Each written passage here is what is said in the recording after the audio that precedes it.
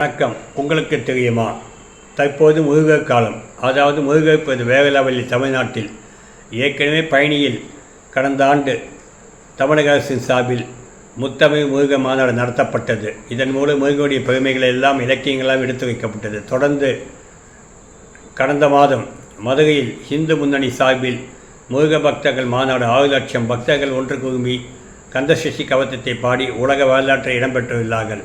ஆகவே இந்த முருகர் தற்போது வெவ்வேறு வடிவிலே மக்களுக்கு காட்சி கொடுத்து வருகின்றார். அதன்படி வேலூர் மாவட்டம் சத்துவாச்சை அடுத்த வசூர் கிராமத்தில் கடந்த மாதம் மிக பிரம்மாண்டமான முருகர் சிலை தொடங்கப்பட்டது.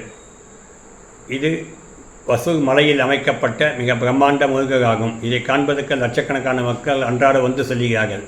தற்போது ரத்தனகிரியில் பாலமுருகன் அடிமை ஏற்கனவே பாலமுருகன் கோவில் உள்ளது. இந்த கோவில் பிரசித்தி பெற்றதாகும். அந்த கோவிலில் 204 அடி உயரத்தில் பாலமுருகன் அடிமை சுவாமிகள் முயற்சியினால் விரைவில் 204 அடி உயரத்தில் மிகப்பெரிய பிரம்மாண்டமான முருகர் சிலை வடிவமைக்கும் பணி நடைபெற்றுள்ளது. விரைவில் அந்த முருகன் நமக்கு காட்சி கொடுத்துள்ளார். இது தமிழக பக்தர்களுக்கு முருக பக்தர்களுக்கு மிகப்பெரிய டானிக் செய்தியாகும். நன்றி.